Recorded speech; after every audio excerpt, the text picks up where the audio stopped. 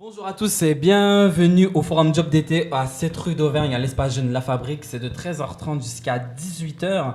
Et aujourd'hui, en fait, c'est la troisième émission qui est en fait une intervention avec des chefs représentants d'entreprises. Alors donc, d'abord, je vais présenter les jeunes qui m'accompagnent. J'ai Rosie. J'espère comment tu vas déjà. Super, écoute, je suis super contente d'être ici, tout va bien. Et à ma droite, Mohamed Ali, comment ça va toi? Super aussi. Donc, je vais vous présenter en fait à ma gauche une représentante de Kangourou Kid, c'est bien ça?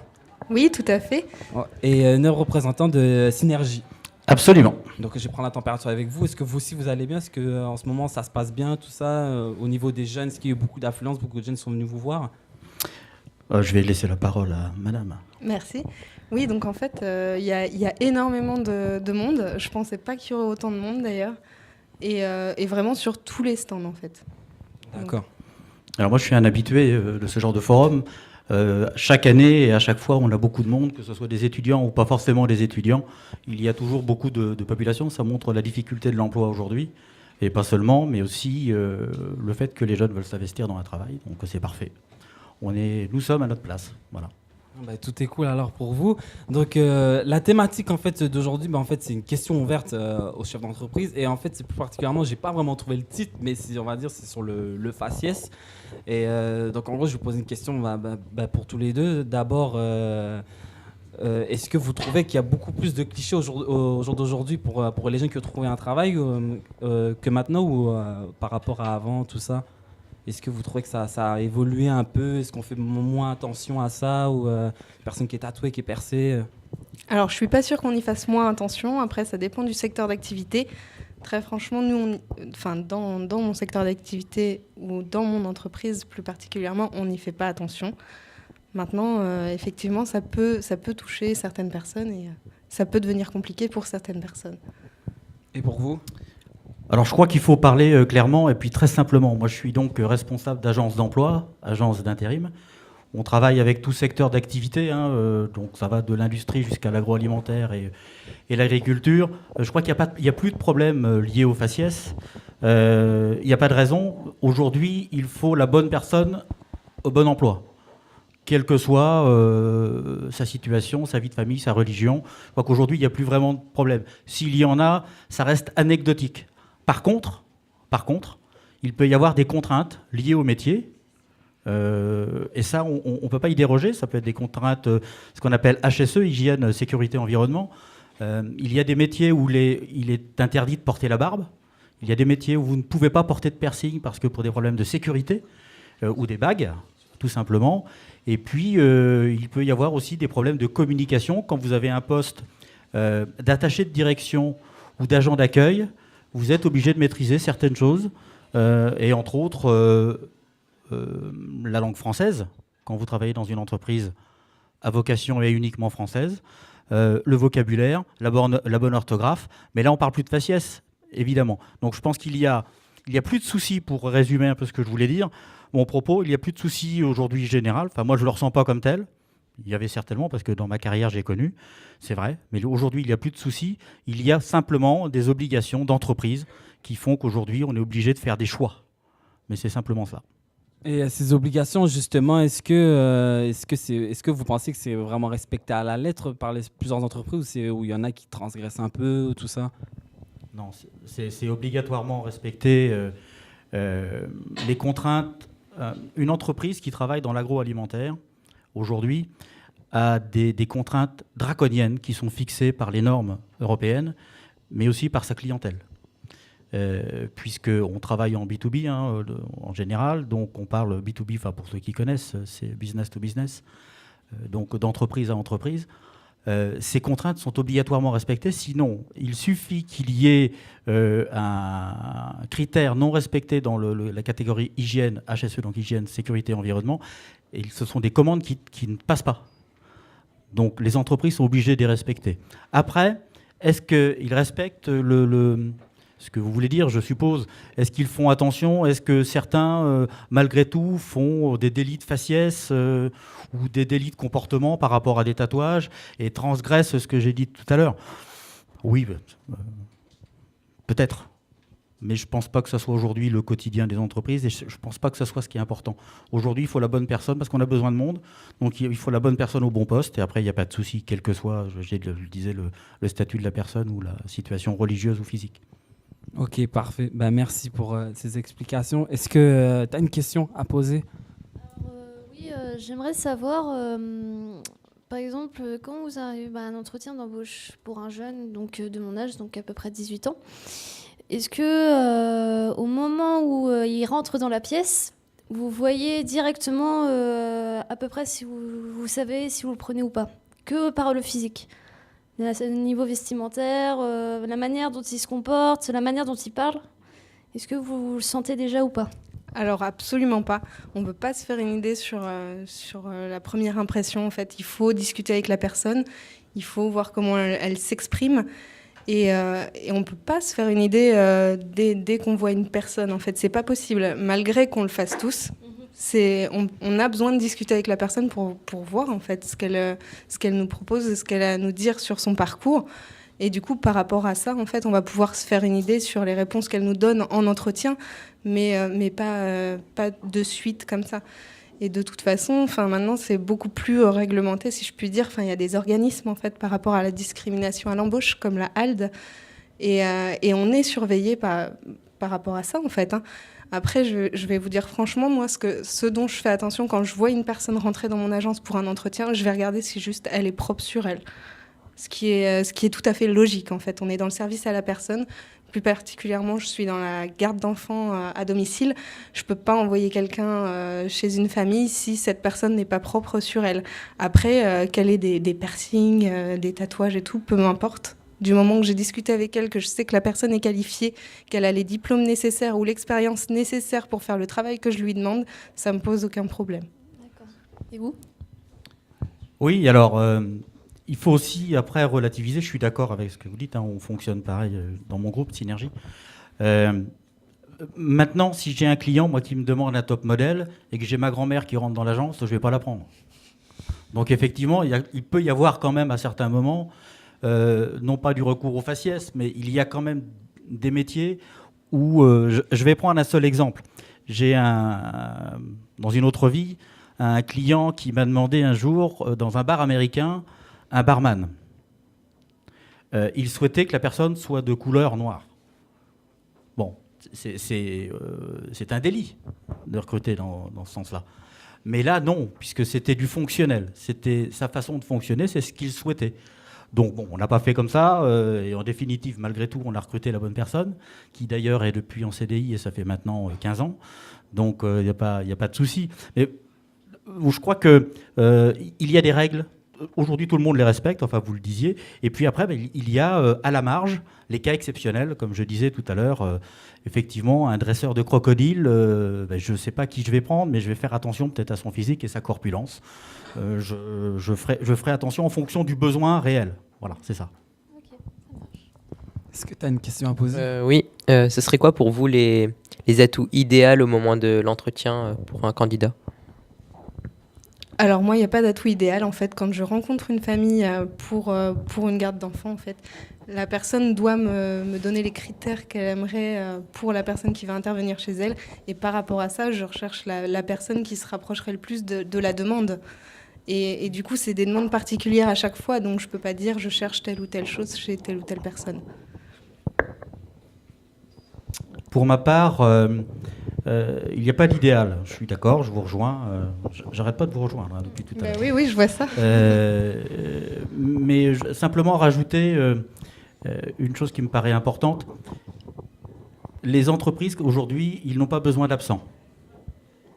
Quand ils demandent du monde, quand ils ont besoin de recruter du monde, en job d'été, on est là pour ça, ils n'ont pas besoin d'absents. Ils ont besoin de ponctualité, ils ont besoin d'un savoir-être, ils ont besoin d'un vrai comportement professionnel. Et c'est l'entreprise qui fixe les devoirs.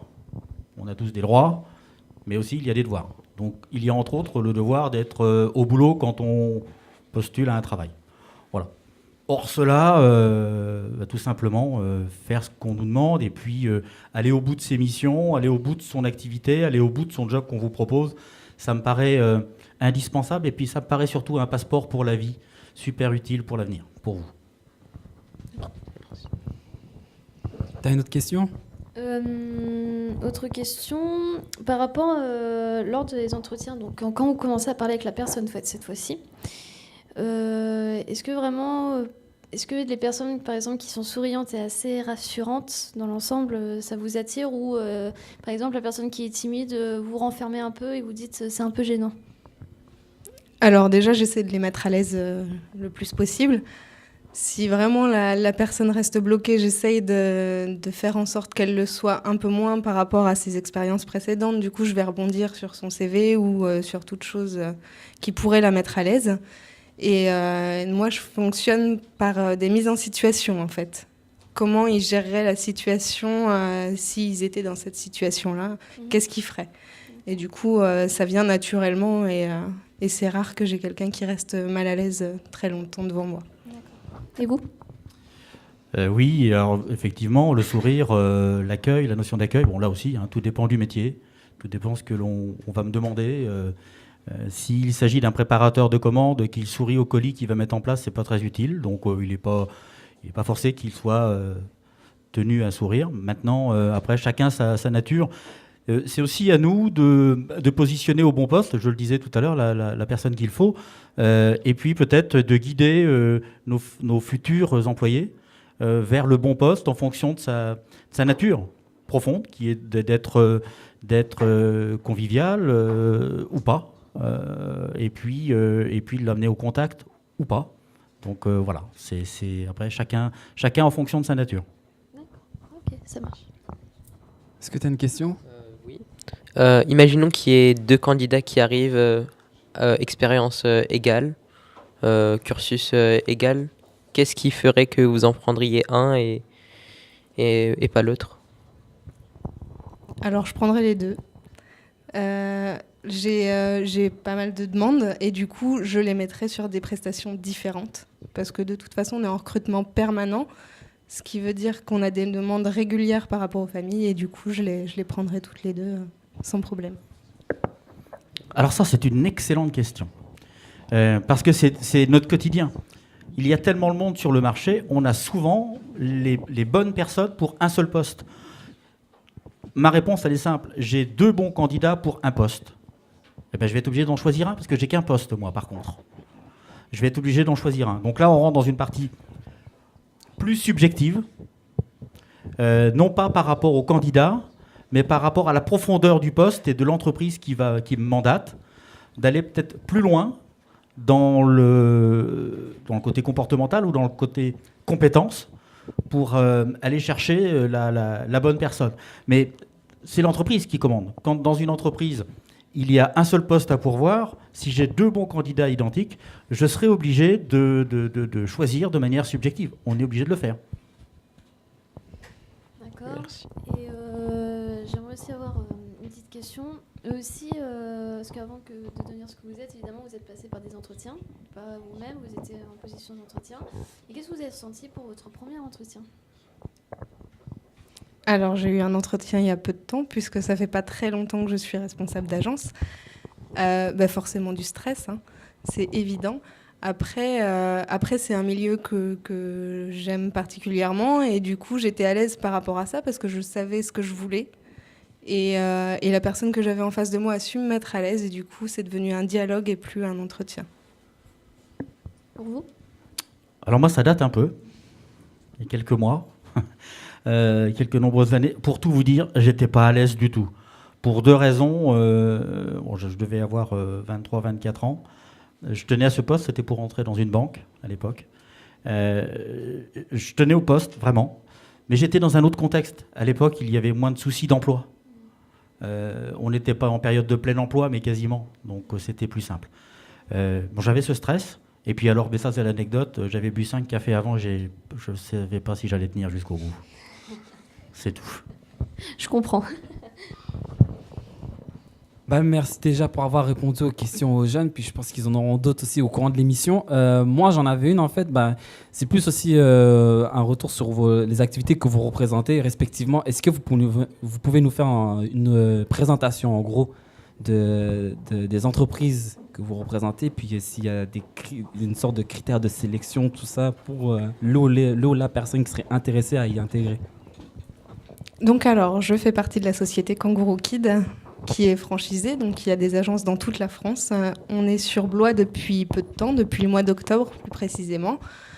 Et pour pouvoir travailler avec nous, en fait, pour être garde d'enfants à domicile, ce qu'on demande, c'est que les personnes en fait, qui veulent s'occuper d'enfants de 0 à 3 ans soient diplômées de la petite enfance, c'est-à-dire CAP petite enfance, etc.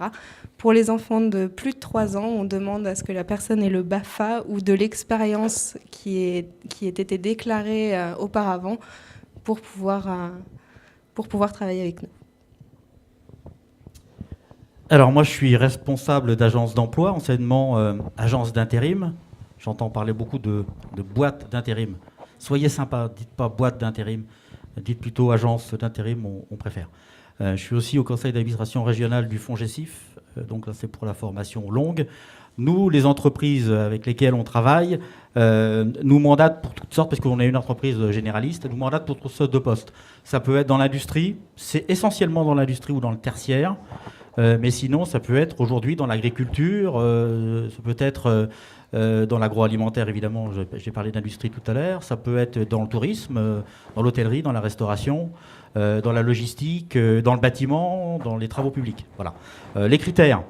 Les critères liés au poste, et puis après les critères de savoir-être, mais là je vous apprends rien, on est dans des critères humains, donc des critères de comportement, les compétences, les entreprises ont l'habitude de dire qu'aujourd'hui ils vont vous les donner, c'est bien de les avoir un peu avant, mais si on les a pas, c'est l'entreprise qui recrute qui va vous les donner. Vous les fournir au fur et à mesure de votre expérience qui se fera chez eux. Par contre, le comportement, c'est important de l'avoir au préalable. Voilà. Et justement, via vos entreprises, vu qu'on a un peu l'égalité homme-femme en ce moment sur ce plateau, est-ce qu'il y a plus d'hommes ou plus de femmes qui postulent en fait à vos entreprises? Est-ce que vous avez des statistiques, tout ça? Alors oui, j'ai des statistiques. Il y a beaucoup plus de femmes que d'hommes en tant que garde d'enfants à domicile. Mais ça n'empêche qu'on veut bien recruter des hommes. Hein. C'est qu'ils ne viennent pas à nous. Non, on n'a aucun problème avec ça. On a quelques hommes dans notre classeur. Mais non, il y a 99% de femmes à un homme. Bon, nous, la parité est respectée aussi. Hein. On a des postes certes plus accessibles, peut-être pour les hommes en matière de port de charge, dès lors où il y a des ports de charge de plus de 80 kg, des choses comme ça. Mais sinon, non, il n'y a pas de souci. On a des inscriptions chez nous dans nos agences qui sont pour aussi bien des femmes que des hommes, et des postes pour lesquels on peut proposer aussi bien des hommes que des femmes. Il n'y a aucun souci de ce côté-là. Et au jour d'aujourd'hui, est-ce que vous voyez une constante évolution dans certains métiers qui dit hommes qui maintenant qui deviennent de plus en plus pour les femmes, et inversement, de vos points de vue? Là oui, je me permets simplement. Oui, dans le bâtiment, entre autres, dans la logistique et le transport. Aujourd'hui, il est courant de voir des femmes prendre le volant ou monter sur des machines un peu costauds. Il n'y a pas de souci. Donc les entreprises savent faire appel aussi dans ces métiers-là aux femmes, il n'y a pas de problème. Et pour vous? Pour nous, en fait, du coup, on ne s'en rend pas trop compte, étant donné qu'il y a énormément de femmes qui viennent vers nous et peu d'hommes. Donc c'est vrai que... Mais on est ouvert aux propositions, mais c'est qu'ils ne viennent pas vers nous. C'est ancré. Et j'ai une petite question pour vous, justement, vu que vous dites qu'il y a 99% de femmes. Est-ce que vous trouvez que, je sais pas, que les hommes, entre guillemets, se cachent? C'est ceux qui ils aimeraient le faire, mais ils osent pas parce qu'ils disent c'est un réservé métier aux femmes, on veut pas plus s'immiscer. Est-ce que vous pensez que c'est ça, ou c'est plus, c'est vraiment autre chose? Alors, je pense qu'effectivement, ils se disent que c'est un métier réservé exclusivement aux femmes, mais pas du tout, puisque quand on regarde dans les centres de loisirs, il y a énormément d'animateurs. Et c'est juste qu'ils ne se disent pas qu'ils peuvent venir faire garde d'enfants à domicile. Ils n'y pensent pas. Donc, c'est-à-dire que l'individu, en fait, un peu, il se base sur les stéréotypes de la société, c'est ça? Tout à fait. D'accord. Qui sont complètement faux d'ailleurs. Je suis d'accord avec vous.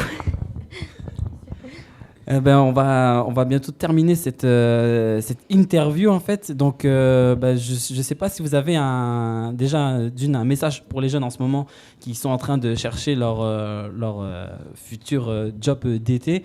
Est-ce que vous aurez un conseil à leur donner, comment ils doivent se présenter, une phrase, un mot, ou même si c'est un mot de Gandhi, peu importe. Est-ce que vous avez quelque chose pour eux? Alors non, pas forcément de choses, juste préparer leur entretien, vérifier quel type d'entreprise est présent et du coup par rapport à ça en fait faire des lettres de motivation personnalisées et apporter leur CV à jour. Non, pareil, pas de conseils spécifiques, si ce n'est de bien préciser leur date de disponibilité, parce que les étudiants n'ont pas tous les mêmes dates de disponibilité pendant les vacances. Donc ça, c'est très, très, très important pour nous, pour positionner les bonnes personnes. Et puis ensuite, aller au travail quand ils l'ont. Parfait, merci.